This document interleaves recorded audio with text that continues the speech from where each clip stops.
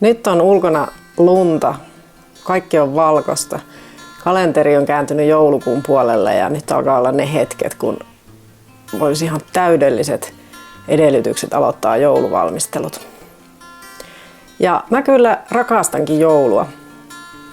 Mä rakastan kaikkia niitä joulun tuoksuja, kuusen tuoksua ja glögin tuoksua ja joulumausteita ja kaikkea semmoista, mikä tekee joulutunnelman.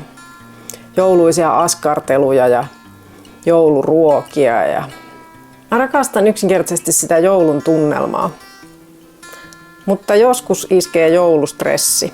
Kaikilla on varmaan vähän eri asiat, että mistä se joulustressi tulee. Ja mulla on yksi asia, joka on oikeastaan tosi hassu, että se voi stressata.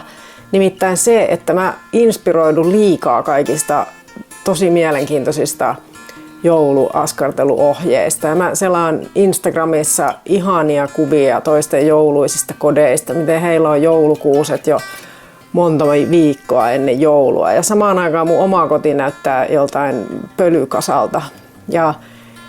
Ja mä koen sellaista stressiä siitä, että mun joulu ei ole koskaan niin hieno ja tunnelmallinen kuin mitä mä itse haluaisin. Ja mä en vertaa välttämättä itseäni niiden muiden koteihin tai ajattele, että mun koti olisi huonompi kuin heidän, vaan kyse on enemmänkin siitä, että mä innostun liikaa, asetan omat odotukseni liian korkealle ja sit mä en pysty tekemään sitä, mitä mä haluaisin, koska aika ei riitä tai energia ei riitä. Joka vuosi mä katselen tuolla jossain netissä ohjeita, että miten tehdään erilaisia joulukransseja ja miten leivotaan sitä tai tätä uutta joululeivonnaista. Ja pitäisikö tänä vuonna nyt vihdoinkin tehdä sitä imellettyä perunalaatikkoa, jota mä en ole koskaan jaksanut opetella tekemään. Kaikkia aivan ihania ajatuksia.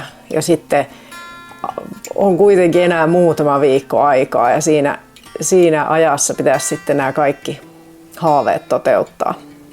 Mutta sitten mä olen tajunnut, että meitä ihmisiä on erilaisia. Jotkut nauttii siitä, että ne nimenomaan toteuttaa näitä asioita. Että ne menee ja tekee sen joulukranssin ja ne askartelee jotain ihania joulukoristeita.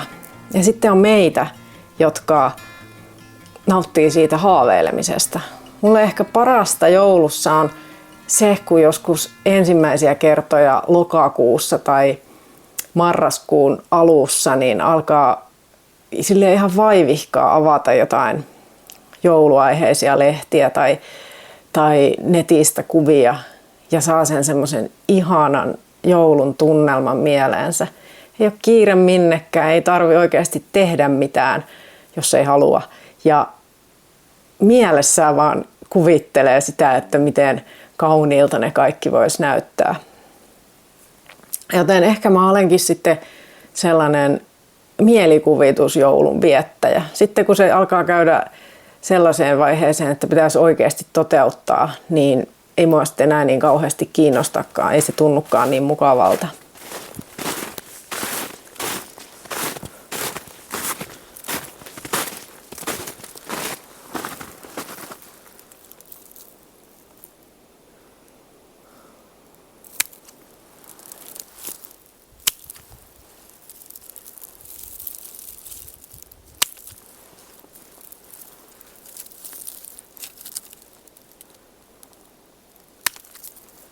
Mä myös ajattelen, että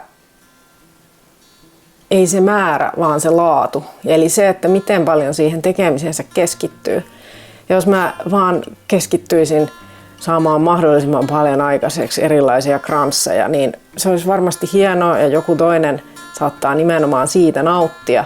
Mutta mulle se menisi helposti semmoiseksi maaniseksi suorittamiseksi. Joten mitä jos mä sen sijaan hakisinkin vaan jonkun yhden maljakollisen havunoksia ja keskittyisin sitä tehdessäni nauttimaan siitä, miten ihanalta ne tuoksuu, miltä ne näyttää, miten semmoinen syvän vihreä niiden vihreä sävy on ja minkälaisia koristeita mä niihin laitan ja mihin mä sen maljakon asetan mun kotona. Oikein ottaisin kaiken ilon irti siitä, miten mä olen läsnä just siinä tilanteessa, mitä mä silloin olen tekemässä. Enkä mietti sitä, että mun pitäisi tehdä, jonkun muun mielestä pitäisi tehdä paljon enemmän tai että se ei ole tarpeeksi tai mä en ole joku tosi askartelija, jos mä en tee sitä tai tätä, koska myönnetään, mä en todellakaan ole mikään tosi askartelija. Mä mietin myös usein, että meillä on aika paljon stressiä ja painetta yhtä ainutta päivää varten. Se on toki meidän kalenterivuoden suurin juhla, mutta se on kuitenkin vain yksi päivä. Ja mulla on ollut sellaisia jouluaattoja, että mä olen kaatunut aivan uupuneena illalla sitten sänkyyn ja jotenkin myös siinä jouluaaton aikana jo miettinyt, että olispa tää jo ohi, että on niin väsynyt siitä kaikesta touhuamisesta. Ja varmaan tää on monelle tuttua, koska me ahdetaan niihin joulun pyhiin, varsinkin siihen jouluaattoon, ihan hirveästi kaikkia ohjelmanumeroita ja pitäisi ehtiä vierailla siellä ja pitäisi ehtiä vierailla täällä. Niin voisiko sitä sitten ehkä vaikka niitä joulun tekemisiä jakaa vähän useammalle päivälle. Esimerkiksi jos mä olen sitä joulun menua yrittänyt, että tää olisi jotenkin tosi täydellinen ja hieno, niin se ateria voi olla miellyttävämpi, jos ei joudu käyttämään niin paljon aikaa yhtä ateriaa varten keittiössä ja tekeekin niitä samoja ihania ruokia, siis esimerkiksi jotain uusia reseptejä, mitä on halunnut kokeilla, niin tekee niitä sitten vaikka joulun välipäivinä tai ennen joulua tai milloin nyt onkin sellainen aika, että niitä ehtisi tehdä.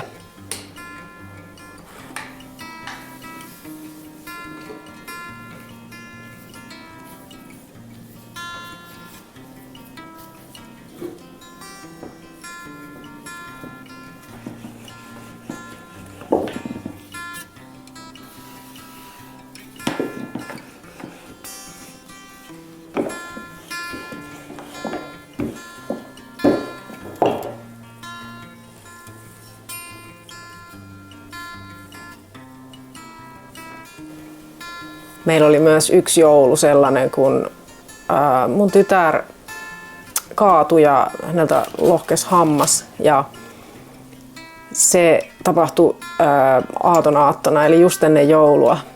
Ja sillä hetkellä, kun hän verta vuotavana uusi siellä portaissa ja kun me mentiin lääkäriin, niin sillä hetkellä kaikki joulustressi hävisi ja sillä ei oikeasti ollut enää mitään merkitystä, mitä on joulupöydässä ja onko joku askarrellut jotain tai mitä kaikkea yleensä tulee mietittyä, koska tärkeintä oli vain se, että kaikki oltaisiin kunnossa, että me ollaan kaikki terveitä tai edes paranemassa. Mun tytär söi sinä jouluna pelkkiä jotain jogurtteja ja smoothieja, koska hän ei pystynyt pureskelemaan mitään ja se vei vähän sen jouluruuan ilon meiltä muiltakin. Jos nyt ihan rehellisiä ollaan, niin joululta oikeastaan toivon vaan sitä, että saisin olla mun läheisten kanssa, että meillä olisi kaikki hyvin ja jos ollaan sairaana, niin se olisi jotain sellaista sairautta, mikä menee suhteellisen nopeasti ohi. Tärkeää on myös se, että se oma joulumieli, se vaikuttaa muihin ihmisiin. Jos mä olen tosi kiukkunen ja kiireinen ja haluaisin 1000 asiaa ja koen kauheata painetta siitä, että mä en ehdi tehdä niitä, niin en mä tiedä, onko sit niillä ihmisillä, jotka on mun lähellä, niin onko heillä kauhean rauhallinen tai miellyttävä joulu. Etenkin lapsilla. Mä olen vastuussa aika lailla siitä, että minkälainen joulumieli heillä on. Jos äiti on kireänä ja kiukkusena, niin se on ihan eri asia kuin se, että heidän äiti olisi rento ja mukava. Joten jos mua alkaa liikaa painaa se, että mä haluan tehdä jotain, mitä mä en ehdi tehdä, niin sitten mä mietin sitä, että onko se kokonaisuuden kannalta hyvä, onko se hauskaa, onko se kaikille hauskaa, vai onko se kuitenkin joku sellainen, mikä vaan pilaa mun ja kaikkien muidenkin joulumielen. Hei, mä olen mielettömän onnellinen, että sä olet katsomassa tätä videoa. Se merkitsee mulle todella paljon. Ja jos susta siltä tuntuu, niin ota tää kanava seurantaan ja jätä mulle vaikka kommentti ja kerro, mitä mieltä sä olet.